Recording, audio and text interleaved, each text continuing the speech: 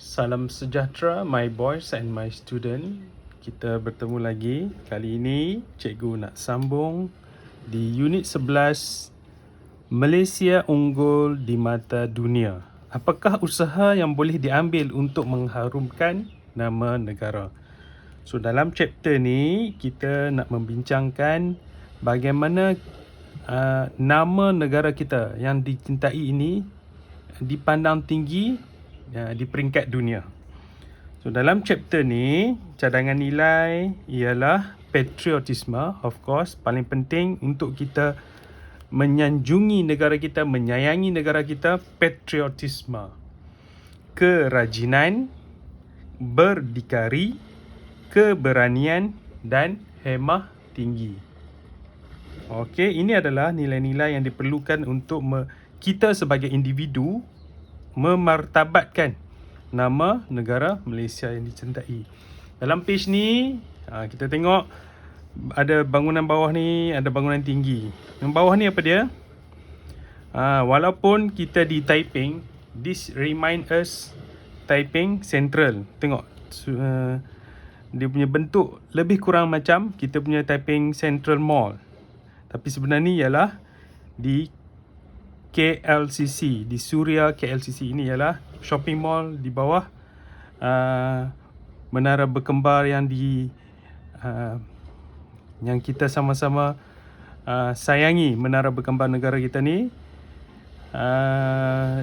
Ini adalah antara contoh-contoh kemajuan dalam bidang bangunan.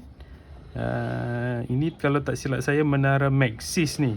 Ini ialah menara Maxis. Dan sesiapa yang pernah ke sini sangat beruntunglah.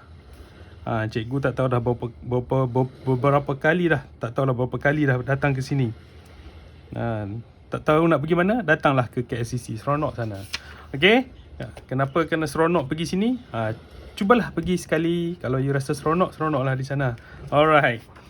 Seterusnya dalam muka surat 154, Malaysia telah mencapai kejayaan dan menempa nama di persada dunia.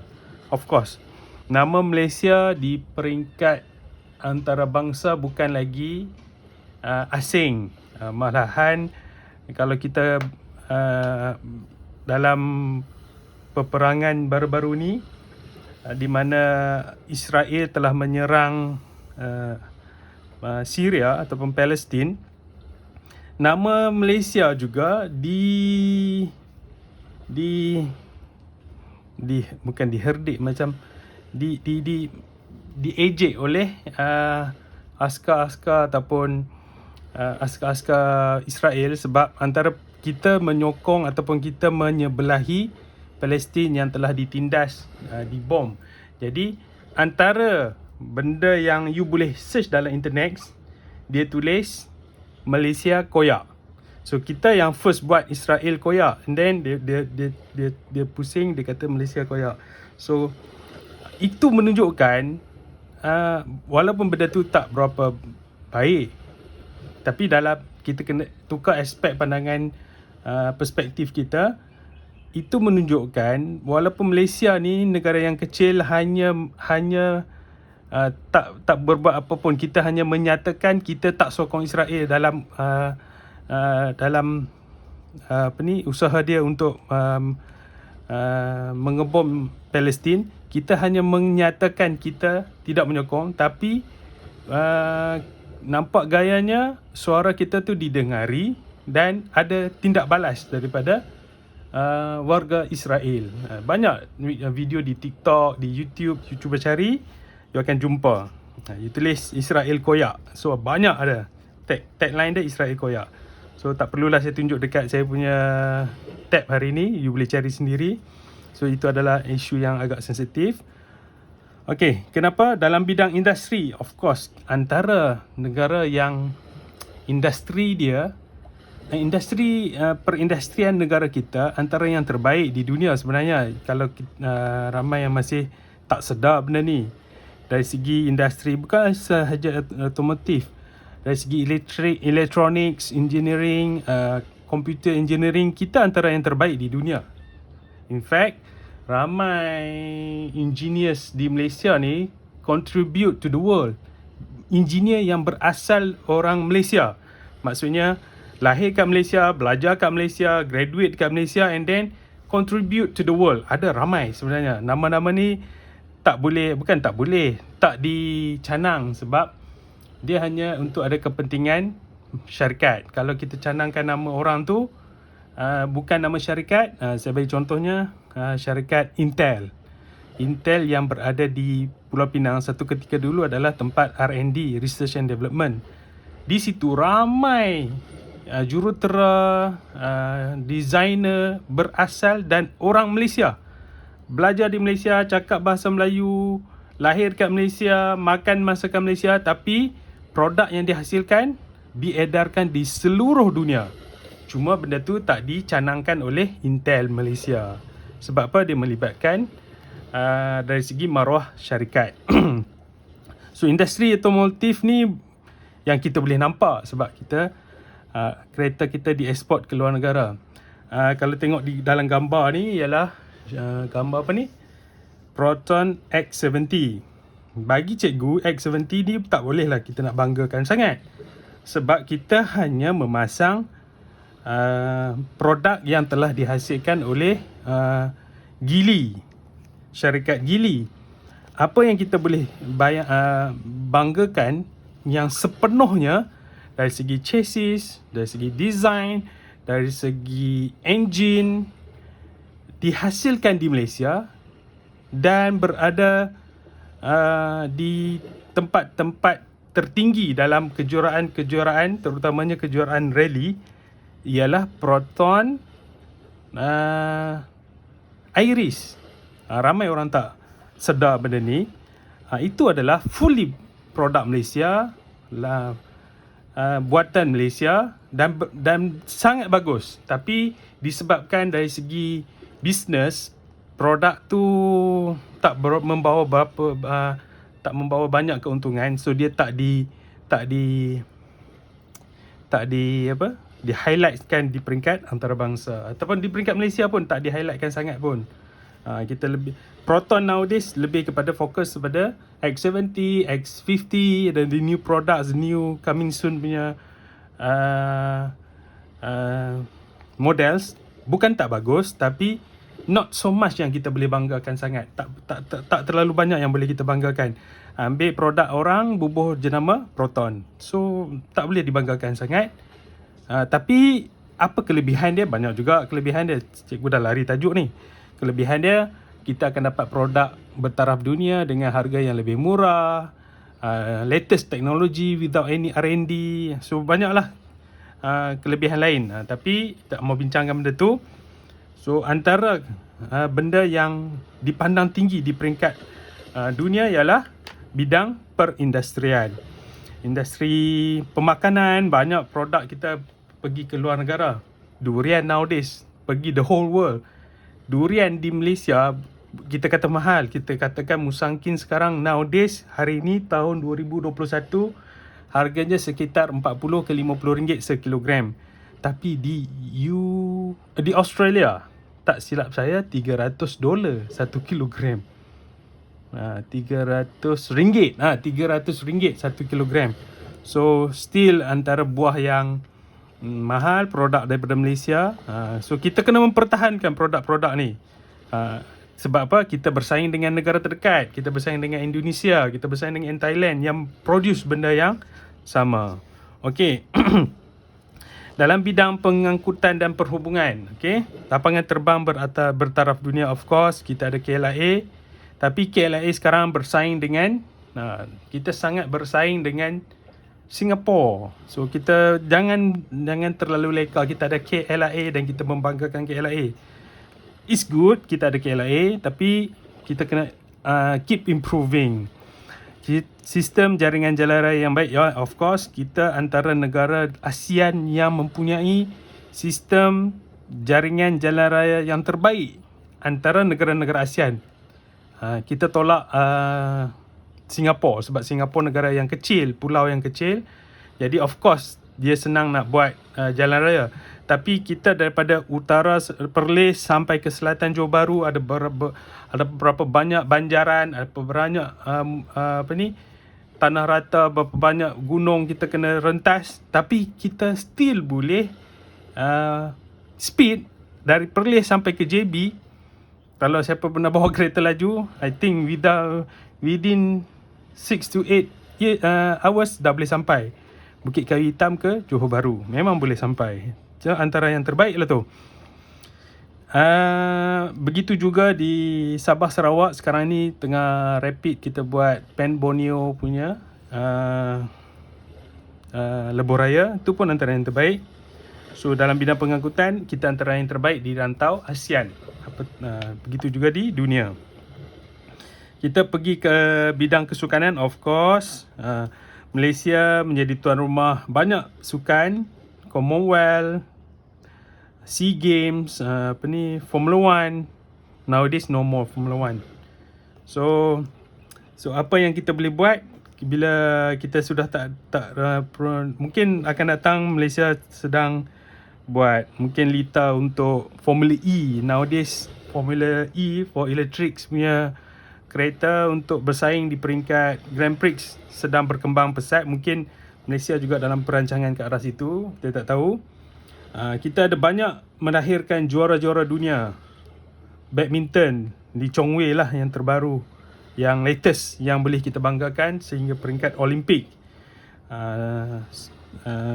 Bidang squash, bidang renang, Paralimpik. So Paralimpik kita pun telah memenangi beberapa pingat emas di bidang di sukan Olimpik, Paralimpik.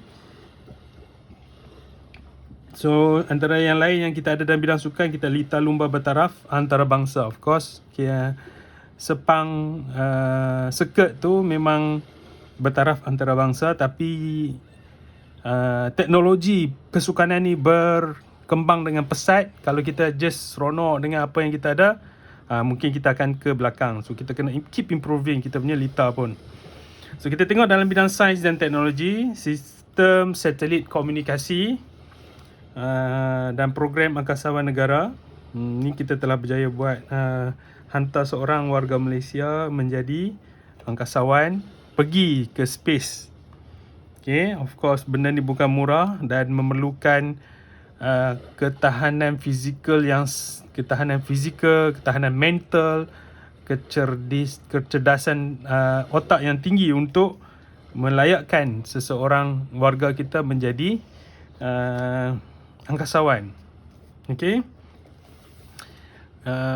Of course you boleh pergi ke Pusat Sains Negara. Ada banyak menerangkan, Pusat Sains Negara di Kuala Lumpur banyak menerangkan tentang misi Malaysia menghantar angkasawan ke angkasa lepas. Dan last sekali dalam bidang pelancongan, of course.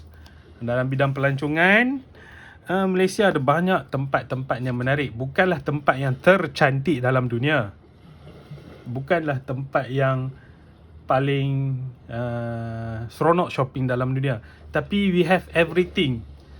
Kita ada tempat yang cantik, yang murah, yang dekat, tak perlu travel sangat jauh, tak perlu ambil flight dari satu tempat ke satu tempat. So inilah antara keunikan Malaysia. You duduk di Malaysia, datang melancong di Malaysia, you boleh pergi ke pantai yang paling cantik antara yang tercantik di dunia, pergi Cerating. And then you boleh pergi naik gunung, you pergi Genting, you pergi Cameron, you pergi Fraser Hill. And then you boleh pergi shopping, you pergi KL. Semuanya within 4 to 5 hours je boleh sampai. Tapi kalau pergi ke melancong di negara lain, kalau you pergi ke pantai saja ada, tak ada shopping complex.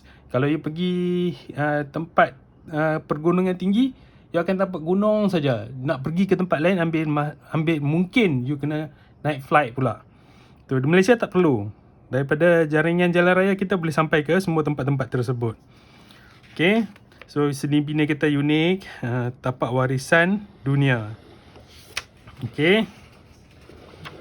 Seterusnya cikgu nak menerangkan sikit lagi cara mengharumkan nama negara di Persada dunia. Mencipta kejayaan dalam pelbagai bidang. Banyak bidang yang perlu rakyat Malaysia cipta kejayaan dalam bidang pendidikan, bidang perubatan, bidang kesenian. Kita belum ada lagi filem yang hebat yang semua satu dunia tengok. So ada banyak peluang. Dengan kita yang multiracial ni, kita boleh buat banyak filem ataupun karya-karya seni yang lebih hebat daripada orang lain sebenarnya. Cuma perlukan perlukan satu teamwork yang sangat hebat di Malaysia ni. Seterusnya ialah menaik taraf dan membuat penjenamaan semula, rebranding, okey, untuk tempat-tempat pelancongan. Okey, saya bagi contoh di Taiping. Kita di Taiping, apa tempat yang kita paling seronok di Taiping ni? Kita ada Taiping Lake Garden, Taiping Maxwell Hill. Okey. Sekarang suatu ketika dulu Taiping lebih dikenali sebagai heritage. Lepas tu disebabkan Malaysia ni, Taiping dikenali dengan nama di tempat yang paling banyak menerima taburan hujan, so dipanggil Rain Town. So macam mana kita nak rebranding tempat kita Taiping ni supaya the whole world know, tempat yang paling nyaman, seronok, mendamaikan adalah Taiping. So Rain Town Heritage Taiping. Ramai orang dah menggunakan tagline macam tu di Taiping ni. Seterusnya, antara kaedah untuk kita mengharumkan nama negara kita di persada dunia ialah memelihara warisan negara. Apa dia warisan negara ni? Seperti bangunan-bangunan lama di negara kita, seni bina lama di negara kita, ukiran kayu di negara kita. Itu dari segi fizikal. Dari segi seterusnya, apa yang warisan negara kita yang ada? Hutan kita, sungai kita, laut ataupun pantai kita yang bersih, jangan cemarkan. Kita perlu develop mentaliti rakyat untuk sayangi warisan alam semula jadi negara kita. Seterusnya, apa lagi? Dari segi fizikal dah cerita, dari segi alam semula jadi dah cerita. Warisan negara kita yang perlu kita kekalkan walaupun kita tak amalkan selalu ialah adat istiadat negara bangsa-bangsa di Malaysia ni. So kaum Melayu perlu maintain adat dia. Pakai pakaian, at least pakai pakaian tu pada hari perayaan, pakai pakaian tradisional pada hari perayaan. Begitu juga dengan kaum Tionghoa, India, Sing, semuanya perlu memelihara adat istiadat masing-masing. Itulah antara warisan yang perlu kita kekalkan. Selain itu, kita perlu membuat pameran tentang keunikan budaya pada peringkat antarabangsa, melibatkan diri dalam pelbagai pertandingan antarabangsa. Nowadays, yang paling popular ialah e-sports. Banyak juga, pernah juga tim daripada Malaysia menjuarai, masa tu main Dota ke? Dota tak silap saya. Tim tu ada 5 orang menang di peringkat antarabangsa. Seterusnya, kita mereka cipta inovasi baharu dalam bidang sains dan teknologi ini. No wonders, memang Malaysia antara negara yang menyumbang kepada dunia juga. Menganjurkan persidangan dan karnival pada peringkat antarabangsa ini. Of course, ini adalah usaha yang perlu dibangunkan oleh kerajaan lah ni. Okey, itu sahaja untuk part 1 hari ini. Cikgu berceloteh lebih juga hari ini. Nanti kita sambung dalam part 2. Sekian, terima kasih.